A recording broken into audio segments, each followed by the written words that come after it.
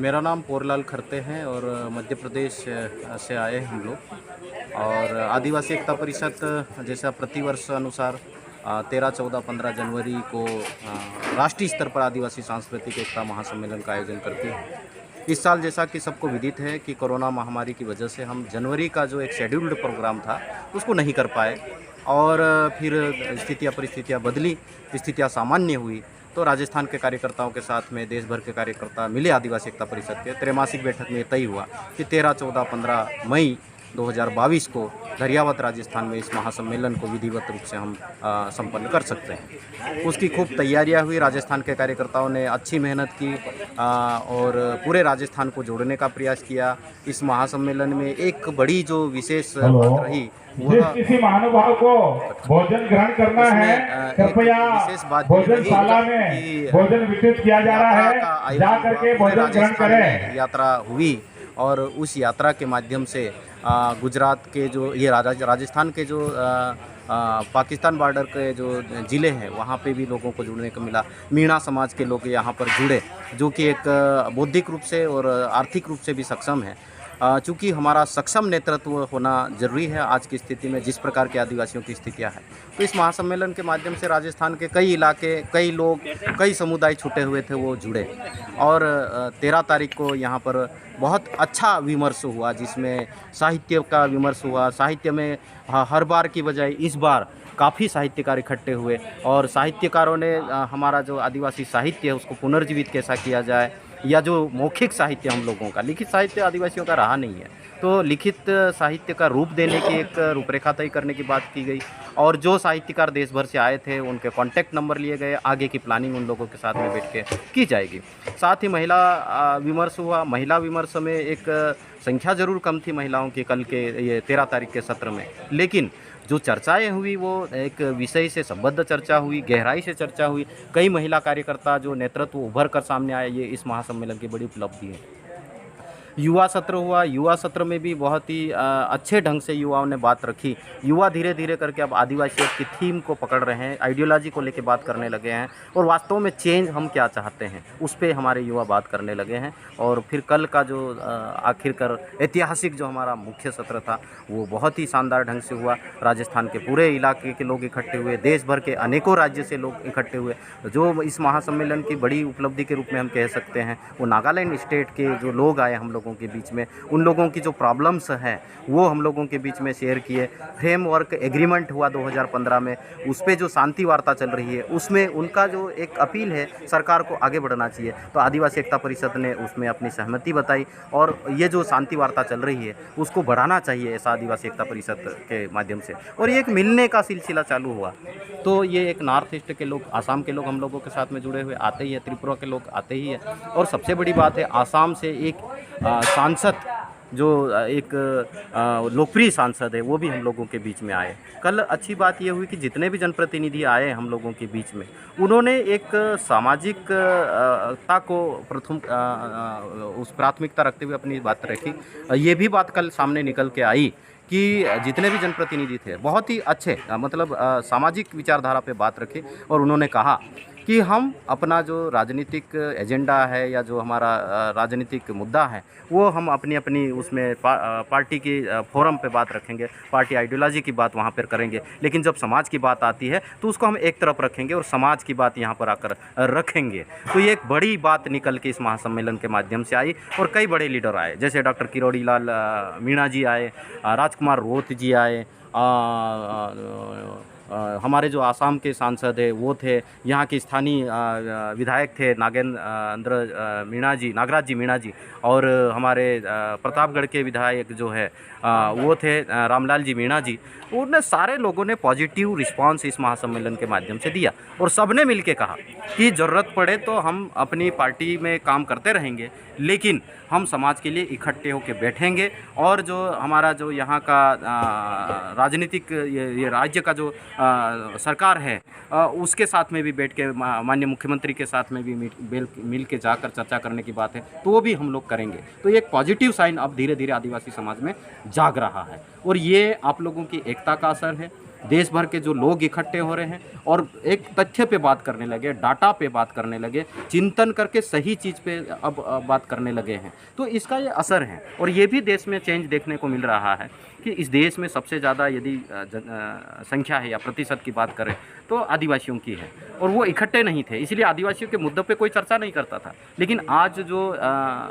देश में जो एक स्थापित विचारधारा है वो दोनों ही विचारधारा थे, हमें किसी विचारधारा विषय से प्रेम नहीं है, लेकिन दोनों ही विचारधारा में, राजनीतिक दोनों ही विचारधारा या जो बड़े संगठन हैं इस देश में, वो आदिवासी मुद्दों पे चर्चा करने लगे। जब मुद्दों पे चर्चा होती है तो समस्या बाहर निकल के आती है, और जब समस्या बाहर निकल के आती, बार बार चर्चा होती, तो उसका धीरे धीरे कोई ना कोई रास्ता निकलता, कोई ना कोई समाधान निकलता है। तो ये एक सही पॉजिटिव साइन इस देश में जा रहा है। आदिवासियों को लेकर सारे मुद्दे जो हाईलाइट हो रहे हैं, ठीक है कि देश का जो प्रमुख मीडिया है वो हमारे साथ में रहता है, लेकिन स्थानीय लेवल पे उतनी बातें कर पाता है। जैसे ये एक राष्ट्रीय सम्मेलन हुआ, लेकिन इसकी चर्चा इसी इलाके में, और इसकी जो खबर छपी होगी वो यहाँ के स्थानीय पृष्ठ पे छपी होगी, जबकि ये फ्रंट पृष्ठ की न्यूज़ है कि देश का आदिवासी इकट्ठा हो रहा है, अपनी समस्या को लेके, अपनी आइडियोलॉजी को लेके, अपनी दर्शन को लेके, जीवन शैली को लेके चर्चा कर रहा है। एक बड़ा मुद्दा है, और आदिवासियों की जो आइडियोलॉजी है वो दुनिया को बचाने की, तो एक बड़ा विमर्श हुआ, लेकिन उसको उतना स्थान नहीं मिला जितना स्थान मिलना चाहिए। ठीक है, मतलब वो मैटर नहीं करता, लेकिन जो हमारे युवा साथी हैं, जैसे अभी आप भी अपने चैनल के माध्यम से लोगों तक बात पहुंचाने की बात करो, तो जितने सोशल मीडिया से जुड़े हुए हमारे यूथ हैं, वो उसके माध्यम से इसकी जो एक प्रचार प्रसार या इसका जो संदेश है पूरे देश भर में गया है, पूरे विश्व में गया है, एक ये पॉजिटिव साइन है। दूसरी जो महत्वपूर्ण बात है कि सारे ही लोग अब इसका इंतज़ार करते हैं कि ये जो कार्यक्रम है वो कब होने वाला है। यहाँ पर पहले सिर्फ आते थे, शुरुआत में जो हमारे बुजुर्ग लोगों ने इसकी शुरुआत करी, लोग इकट्ठे होते थे, बात करते थे, भाषण देते थे, चले जाते थे। लेकिन अब अलग प्रकार का ये कार्यक्रम थोड़ा सा रूप लेने लगा है। जैसे आप लोगों ने देखा होगा कि यहाँ कई प्रकार की आदिवासी परंपरा और कल्चर पे आधारित वस्तुएं थी, क्राफ्ट आर्ट था, ये दैट इज़ पॉजिटिव साइन कि अब धीरे धीरे हमारे जो वस्तुएं हैं, जो हमारी चीज़ है, उसमें भी आजीविका कैसे हो सकती है। जो आदिवासी एकता परिषद स्वावलंबन की बात करती है, वो स्वावलंबन की बात धीरे धीरे अब हमारे इस कार्यक्रम के माध्यम से आने लगी। इस कार्यक्रम में जो भी लोग आते हैं, इस सबसे बड़ी इस कार्यक्रम की जो विशेषता वो ये है कि इसको कोई फंडिंग नहीं करता है, सेल्फ मोटिवेट लोग आते हैं, अपने खर्चे से आते हैं, अपने संसाधनों से आते हैं, अपने ही पूरे उसके लेके आते हैं, और पूरा परिवार शामिल होने लगा। ये भी एक पॉजिटिव साइन है। पूरा बच्चे से लेकर महिला से लेकर पूरा परिवार शामिल होता है, तो ये एक विचारधारा लेके जा रहा है। अब धीरे धीरे ये होने वाला है कि हम अपनी आइडियोलॉजी पे स्ट्रांगली आगे आएंगे, और ये चेंज के साथ ही एक ख़त्म होगा। अगला जो महासम्मेलन होगा गुजरात में, तो जो गुजरात स्टेट के लोग थे, आप लोग देखे होंगे कि सब जगह बारीकी से एक अध्ययन कर रहे थे कि यहाँ क्या हम और अच्छा कर सकते हैं। बहुत अच्छी सुविधा थी, बहुत अच्छा सब कुछ था, खाने की व्यवस्था थी, पानी की व्यवस्था अच्छी थी। ये पहली बार ऐसा हुआ है कि एक डोम बना, इतनी गर्मी में नदी के किनारे पे ये फव्वारे के साथ में एक एयर कोल्ड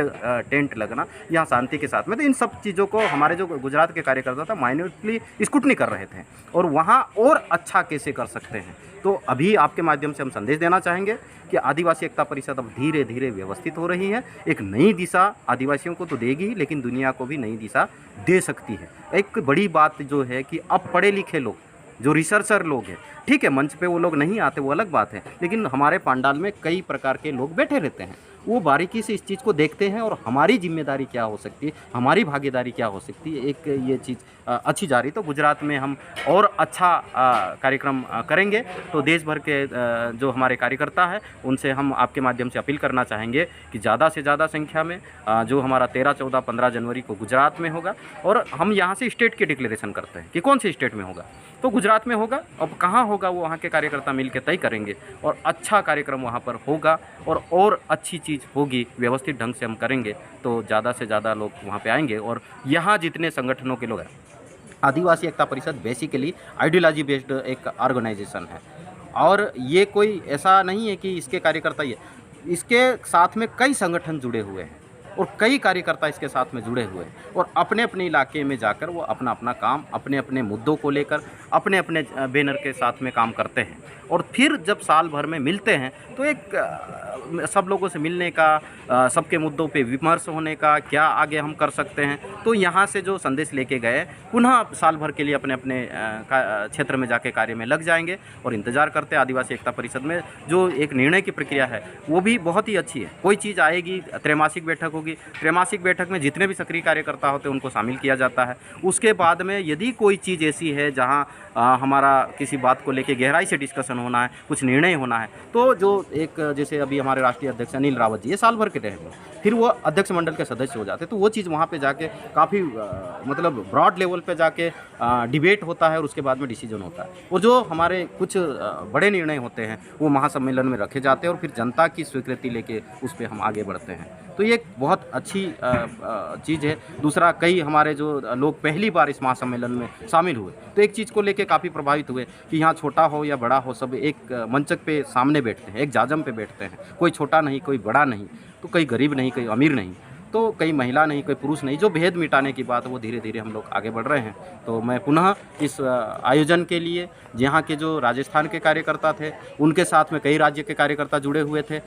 हम उनको बहुत बधाई देते हैं, शुभकामना ज्ञापित करते हैं, उनका आभार व्यक्त करते हैं। चाहे वो छोटा कार्यकर्ता, बड़ा कार्यकर्ता, कोई छोटा बड़ा नहीं होता है, उसकी हिस्सेदारी अपने स्तर से वो कैसे हिस्सेदारी की, जिन जिन लोगों का इसमें इस महासम्मेलन को सफल बनाने में प्रत्यक्ष और अप्रत्यक्ष रूप से योगदान रहा, उनका हम आदिवासी एकता परिषद की तरफ से तहे दिल से शुक्रिया अदा और आभार व्यक्त करते हैं। आशा करते हैं कि इसी जुनून जज्बे के साथ में, पॉजिटिविटी के साथ में, इस जो नेचर को बचाने की बात है या जो इंसान को बचाने की बात है और जो जीव जंतु को बचाने की बात है, इस आइडियोलॉजी में पूरी नई एनर्जी के साथ में जुड़ेंगे, साल भर काम करेंगे, ऐसी मैं शुभकामना ज्ञापित करता हूँ और अपेक्षा भी रखता हूँ। धन्यवाद।